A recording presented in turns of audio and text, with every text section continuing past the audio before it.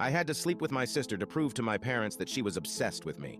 It all started when she would bury her head under my skirt. She kept challenging me to climb an old treehouse, which I finally did, only to realize she could see up my skirt as I climbed. I screamed at her to stop looking, and she acted like I was disgusting for thinking she was looking. The whole situation was super weird, so I just let it go and never mentioned it again. A few months later, I caught her looking at my photos on my phone. Of course, a big fight happened, and my parents got involved. She told them she was trying to delete an ugly photo I had taken of her somehow. My parents saw it as if we were both in the wrong. I didn't have anything scandalous there, but it just felt so wrong for her to be looking at my photos.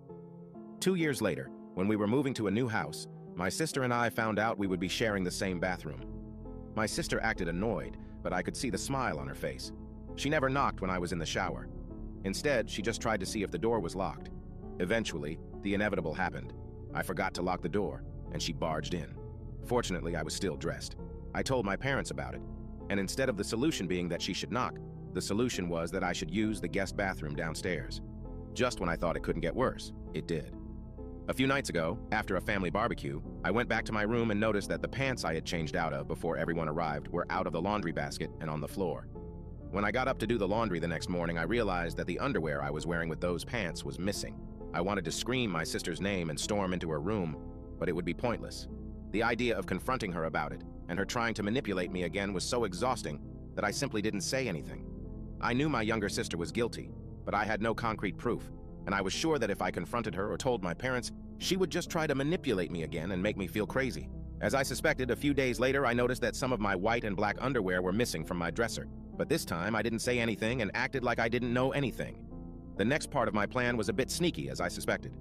A few days later, I noticed that some of the white and black underwear were missing from my dresser. But this time, I didn't say anything and acted like I didn't know anything. The next part of my plan was a bit sneaky. I was thinking about how to make her hit on me or something like that so I could record it and show my parents. So, I decided on something. My parents were going to another city for the wedding of 2 of their friends.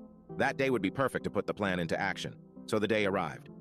I thought of all the ways to provoke her, and the most effective way I found was to pretend I was using the bathroom and stay inside wearing only the bottom of my bikini, waiting for her to barge in as she always did.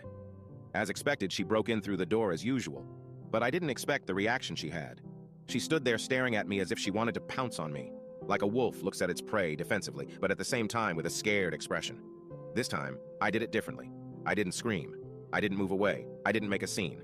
I just looked into her eyes with a tempting expression. I smiled and asked, "Do you like what you see?" She was startled again and said, "Of course, I've always hoped for this sight." At that moment, I knew my plan was going to work. Now you can check if there is a part 2 by pressing share and more.